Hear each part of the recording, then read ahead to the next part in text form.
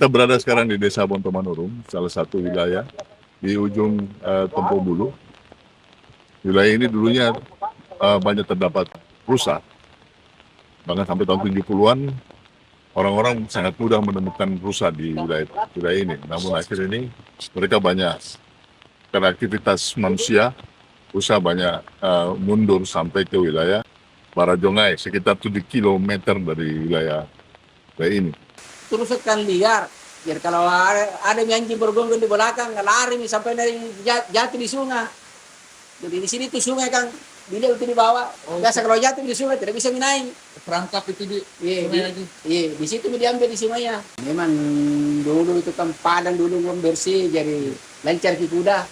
Sekarang banyak kayu tumbuh di padang aja, jadi susah masuk rumah. Oh, dulu ada juga orang kuda. Dulu memang seperti nenek-nenekku dulu memang begitu kerjanya. Pakai kuda dia. Pakai kuda. Buru rusa. Iya. Tapi ada juga ilmunya, misalnya lihat itu kuda lari. Pasti kalau lihat ini pasti nggak dapat nih. Sekarang anak-anak mami, anjing mami nggak pakai. Berarti naik di sana tak lari itu anjingnya sama memburu rusa. Naik di gunung-gunung dengar-dengarnya di mana itu anjing bunyi-bunyi di situ nih. Misalnya kalau ada di tempat-tempatnya itu anjing lama di situ pasti masuk. Ada di situ tuh pasti ada gigi itu. Itu begitu kalau digigit anjing tidak bisa lari. Jadi itu nenekku dulu tidak pernah tak balik sama kuda. Pokoknya biar lari berapa tetap lengket di kuda. Tidak kita pegang? Tidak. Tidak kita pegang. Tidak je. Rambutnya jadi. Tidak kita pegang rambutnya. Itu jenuhnya, talinya, kan ada tuh talinya dari jenuhnya. Itu talinya nak pegang. Berdiri begini. Iya, berdiri.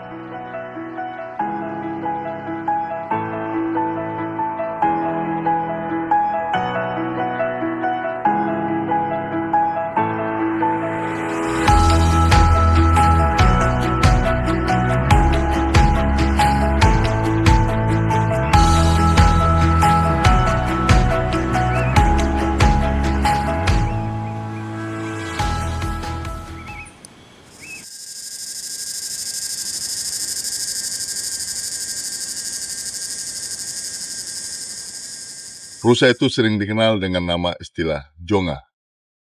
Sementara para pemburunya dikenal dengan nama istilah pajonga.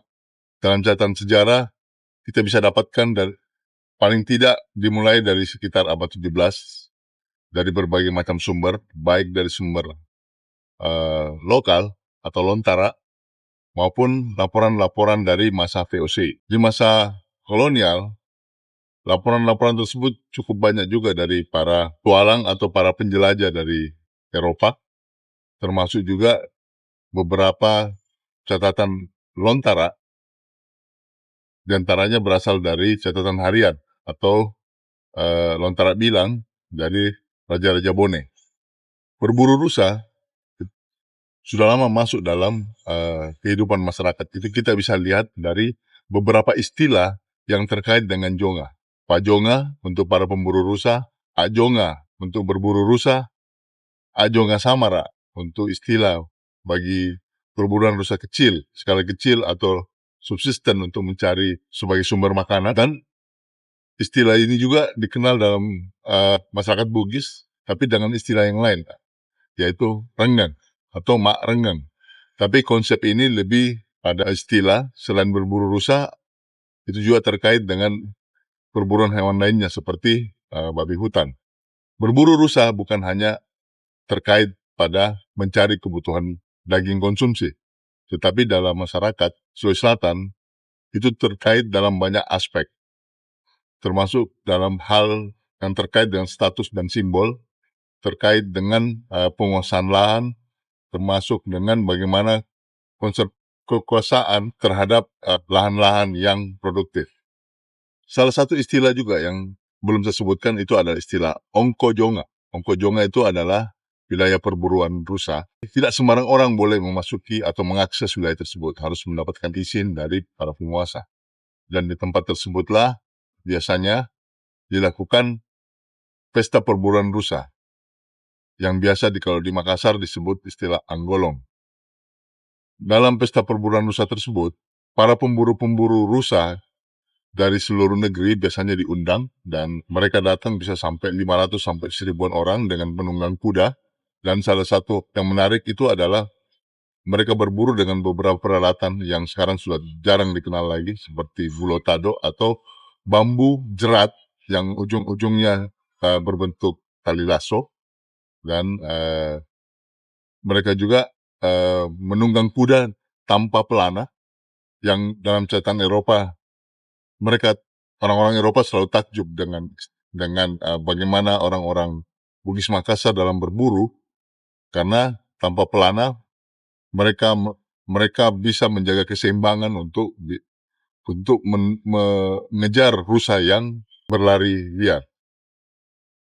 Di dalam pesta perburuan rusa atau anggolong itu ada standar operasinya sendiri.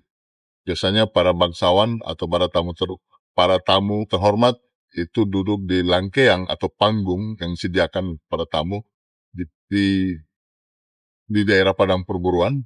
Lalu setelah itu rusa-rusa digiring masuk ke padang perburuan dan mereka kemudian berburu. Para pemburu hebat itu akan berusaha menjatuhkan rusa di hadapan panggung langkeang, di hadapan tamu-tamu, dan biasanya orang-orang yang mendapatkan kesempatan hal tersebut akan diberikan penghargaan dan hadiah dari tuan rumah, yaitu raja atau bangsawan tinggi. Dan biasanya mereka itu mendapatkan perhatian untuk jabatan-jabatan militer karena ketakasan yang mereka miliki. Lalu selanjutnya, berburu rusa juga itu terkait juga dengan kontrol keamanan. Jadi biasanya rusa sebagai hewan konsumsi itu juga memainkan peran sebagai hama buat tanaman. Dengan populasinya yang cukup besar, gerombolan rusa bisa saja merusak tanaman-tanaman yang terdapat di wilayah penduduk. Dan itu menimbulkan ketegangan di antara masyarakat dan rusa tersebut. Namun karena ada aturan adat bahwa rusa itu tidak boleh diburu oleh orang biasa atau dikonsumsi orang biasa, maka masyarakat biasanya menghadap kepada penguasa wilayah atau karaeng untuk meminta bantuan untuk mengatasi masalah tersebut. Biasanya bangsawan bersama dengan para pengikutnya melakukan perburuan rusa dengan menjerat, atau biasa disebut dengan Akjonga Samara. Jadi itu yang membedakan dua versi berburu, anggolong untuk pesta perburuan besar dan Akjonga Samara untuk berburu yang dilakukan sebagai kegiatan harian, kontrol keamanan, dan juga bersifat rekreatif.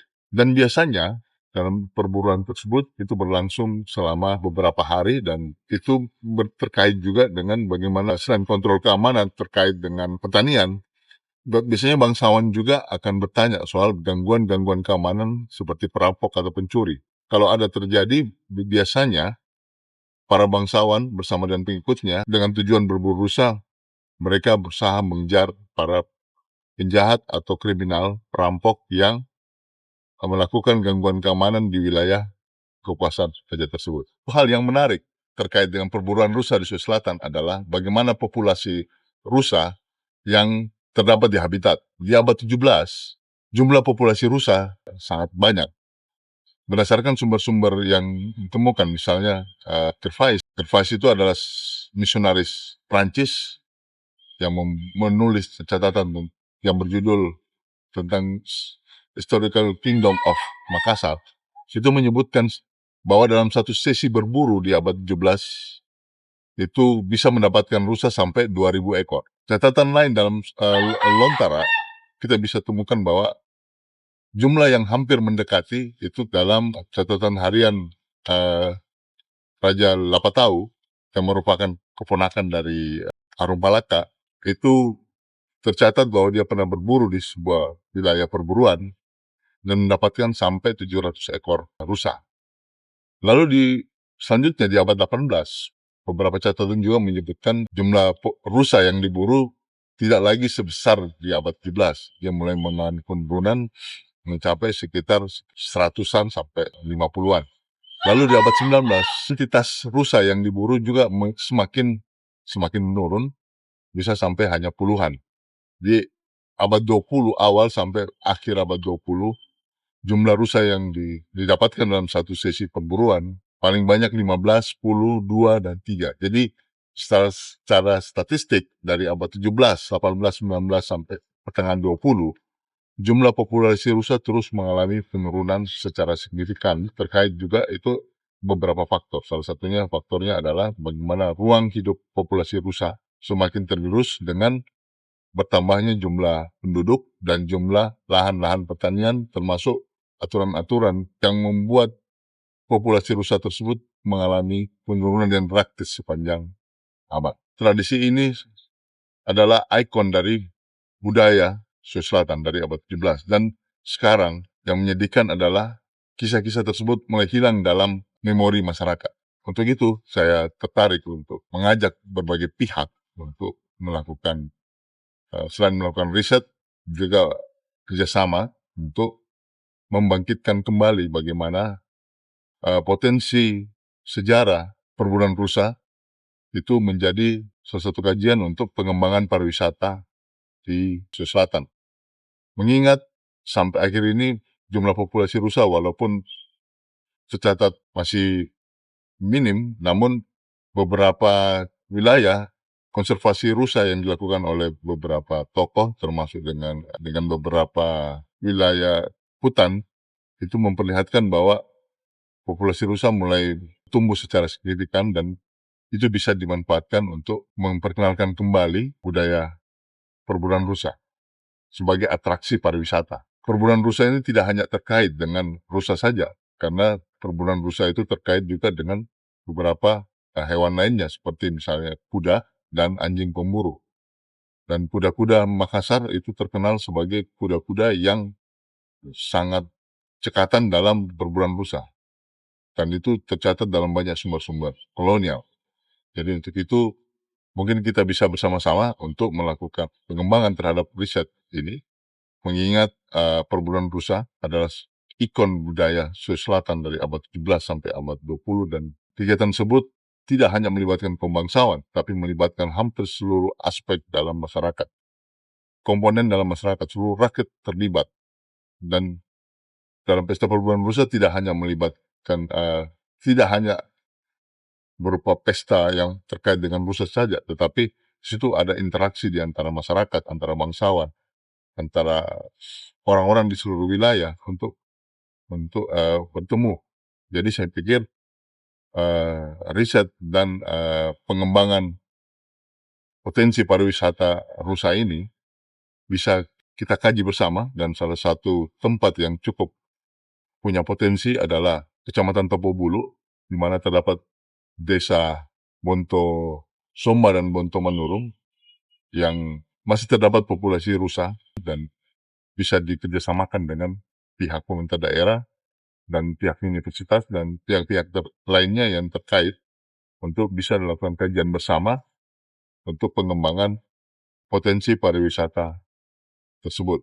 Ini seperti kita menemukan kembali atau menggali kembali potensi pariwisata yang menjadi ciri khas daripada masyarakat Sulawesi Selatan yang sekarang ini sudah mulai dilupakan.